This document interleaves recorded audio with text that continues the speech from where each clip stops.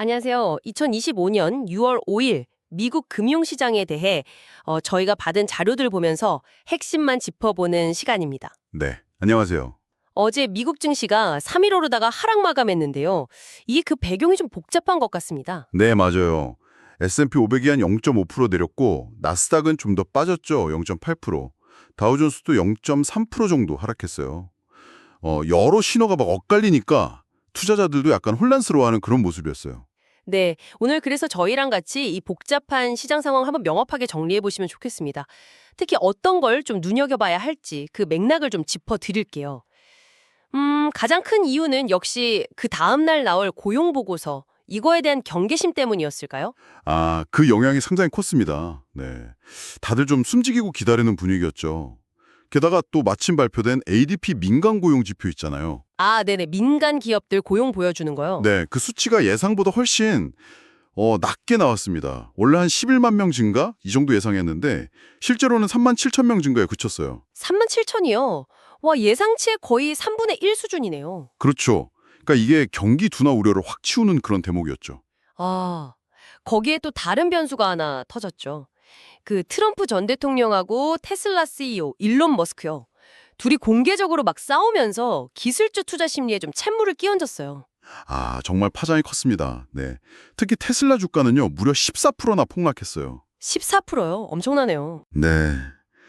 이게 단순히 뭐 두 사람 갈등 이걸 넘어서 뭐랄까 CEO 리스크나 경영 불확실성 이런 거에 대한 투자자들 우려가 확 커진 결과로 보입니다. 그리고 이런 특정 기업 이슈가 기술주 전반의 불안 심리를 더 자극한 그런 측면도 있고요.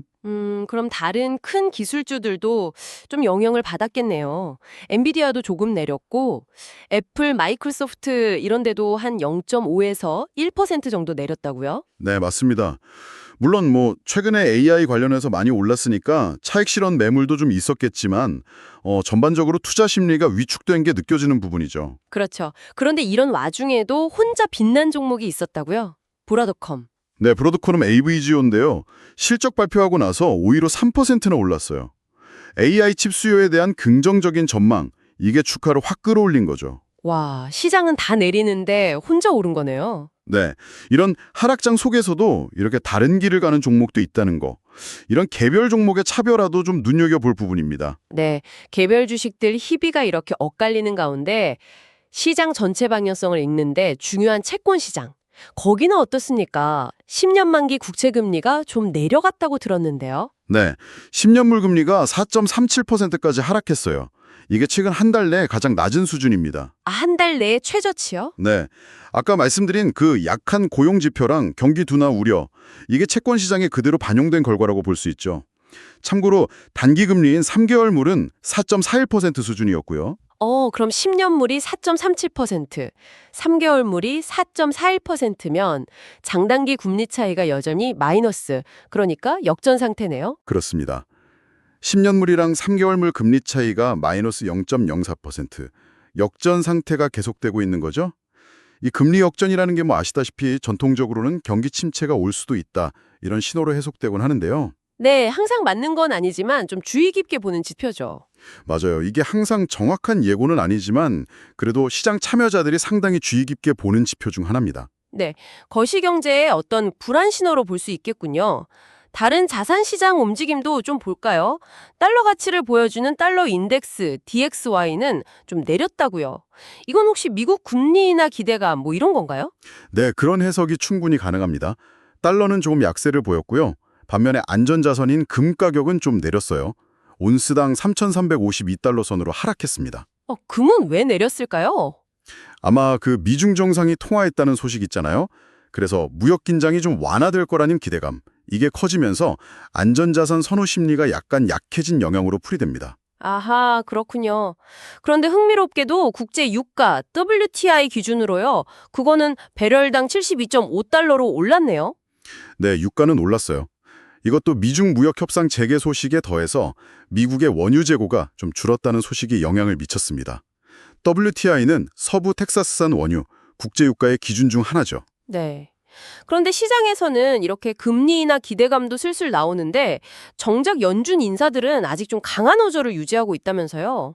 아, 맞습니다. 그 쿠글러 연준 이사라든가 슈미드 캔자스시티 연은 총재 같은 분들이 여전히 인플레이션 압력이 높다, 금리 인하 신중해야 한다 이런 식의 발언을 했어요. 소위 매파적 발언, 그러니까 통화 긴축을 선호하는 발언을 내놓은 거죠. 미중 정상 통화는 분명 긍정적인 뉴스였는데 아까 말한 그 트럼프 머스크 갈등 같은 내부 이슈가 그 효과를 좀 상쇄시킨 느낌도 들고요. 다른 나라 시장 반응은 어땠나요? 네, 유럽 증시는 미중 협상 기대감에 조금 올랐고요. 중국 증시는 미중 통화 결과를 일단 지켜보자 이런 관망세 속에서 보합 정도로 마감했습니다. 자, 그럼 한번 정리를 해보죠. 6월 5일 미국 시장은 고용보고서 발표를 앞두고 다들 좀 조심하는 가운데 민간 고용 지표가 좀 안 좋게 나오고 또 트럼프 머스크 갈등이라는 예상 못한 악재가 겹치면서 하락 마감을 했습니다. 네, 그리고 채권 시장은 여전히 그 금리 역전을 통해서 경기 둔화 가능성을 계속 보여주고 있고요.